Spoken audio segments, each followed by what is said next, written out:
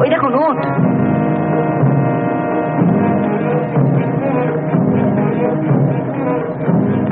উট সম্বন্ধে প্রশ্ন চলবে? চলবে। এগুলো কি বন্য উট?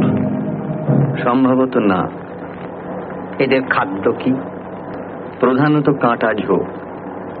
কাঁটা কি এরা বেঁচে খায়? না। আমি প্রশ্ন করব না, শুধু একটি কথা বলব। পারি? বলুন। আপনাদের যদি বিপদের আশঙ্কা থাকে তবে আশা করব যে আত্মরক্ষার উপযুক্ত অস্ত্র আপনাদের আছে, কারণ আমারটি গত হয়েছে। সে কি? কে নিল? ডেকয়েটস।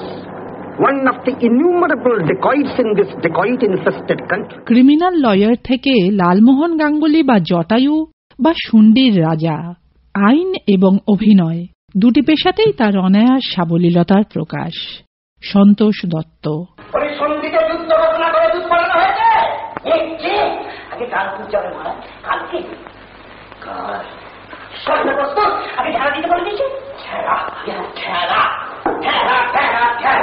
যত সব মেলা আগে আগে বিচার শেখাও চলবে না।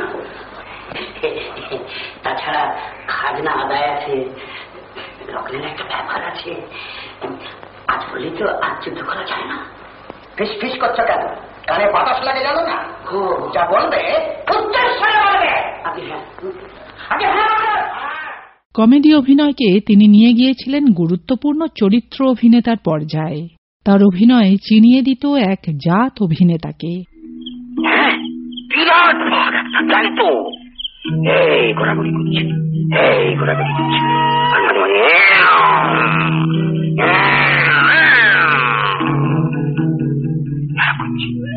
আমার তখন অবস্থা বুঝে দেখেছো? আমার তখন মাথা বান বান বান বান বান বান বান বান বান করে বাবা এরকম হঠাৎ দেখি ভাগটার কি মনে হলো, ভাগটা এই উপর দিকে তাকাচ্ছে, উপর দিকে একবার স্ত্রীর আমার সঙ্গে চোখাচোখি। হ্যাঁ, যেমন চোখাচোখি হল হয় না, আমার এই চোখটা আস্তে আস্তে বুঝে এলো। হাত অসার, পা অসার, সারা শরীর অসার। আমি ডুলতে আরম্ভ করি, ডুলতে ডুলতে ডুলতে পর একেবারে পাগের পিঠে। তারপরে কথা আমি শুনেছি যে আমি তো বাঘের পিঠে পড়ার সঙ্গে সঙ্গেই মূর্ছা, আর বাঘটা এমন বোকা না যে তার পিঠে খুব কিছু একটা পড়ার সঙ্গে সঙ্গেই ব্যাস বাঘটাও মূর্ছা। সত্যজিৎ রায়ের ছবিতে তার প্রথম প্রকাশ পরশ পাথরে, একটি ছোট রোল, কিন্তু তারপর সোনার কেল্লায় জটায়ুর সঙ্গে তিনি এতটাই একাত্ম হয়ে যান যে ফেলুদা গল্পে জটায়ুর ছবিতে তারই আদল মিলতে শুরু করে। এটা হয়তো আপনাদের কোনো কাজে লাগবে, মন্দার বসের জিনিস।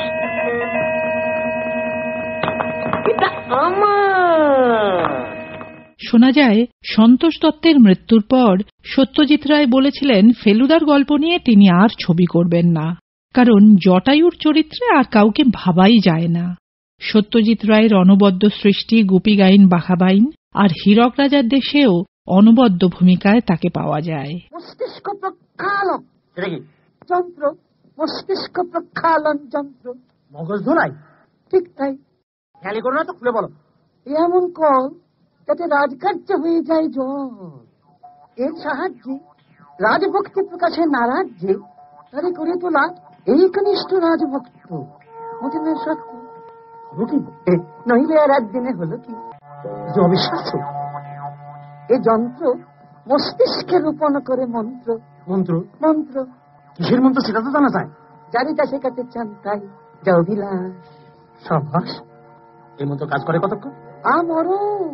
তিন কন্যা, কাপুরুষ ও মহাপুরুষ, গোপাল ভাঁড়, স্ত্রীর পত্র, মর্জিনা আব্দুল্লাহ, জন অরণ্য, গণদেবতা, চারমূর্তি, বহু ছবিতে তার অভিনয়ের স্বাক্ষর আজও অমলিন। উজ্জ্বল হয়ে রয়েছে নগবধূ সুন্দরীর অবলাকান্ত। এই শুদ্ধ উচ্চারণের একটা নিয়ম বার করছে। তুমি উচ্চারণ নিয়ে বড্ড বেশি বাড়াবাড়ি করছো। এমন করছো ওদের নাকি শুদ্ধ ভাষায় কথা বলেন না। বলে না, তুমিও বলো না, বলো না। আচ্ছা বলো তো, হসপিটালের বাংলা কি? হসপিটালের হাসপাতাল। বলো না। ওই চন্দ্রবিন্দুটি কোথেকে পেলে? শব্দটা হাসপাতাল, হাসপাতাল না। শুধু তুমি নয় অবলাকান্ত, অনেকেরই বলার সময় খেয়াল থাকে না। কথার একদিন 10% জীবনেও কারেক্ট হয় না, শুধরে না। উচ্চারণ এই বয়সে ইম্পসিবল, তাই বলে বলবে ভুল। শিখতে তোমায় হবে, ছাড়বো না। নাট্যমঞ্চ আর টিভির পর্দাতেও দেখা গেছে তাকে। 1925-এর 2রা ডিসেম্বর সন্তোষ দত্তের জন্ম। তার জন্মদিনে আজ রইল আমাদের শ্রদ্ধার্ঘ্য। পুরা সাদা সিধা মাটির মানুষ দেশে দেশে যায়, মোদের নিজের ভাষা ভিন্ন, ভাষা জানা নাই। মোদের নিজের ভাষা ভিন্ন, ভাষা জানা নাই। মহারাজা রাজা মশাই, মহারাজ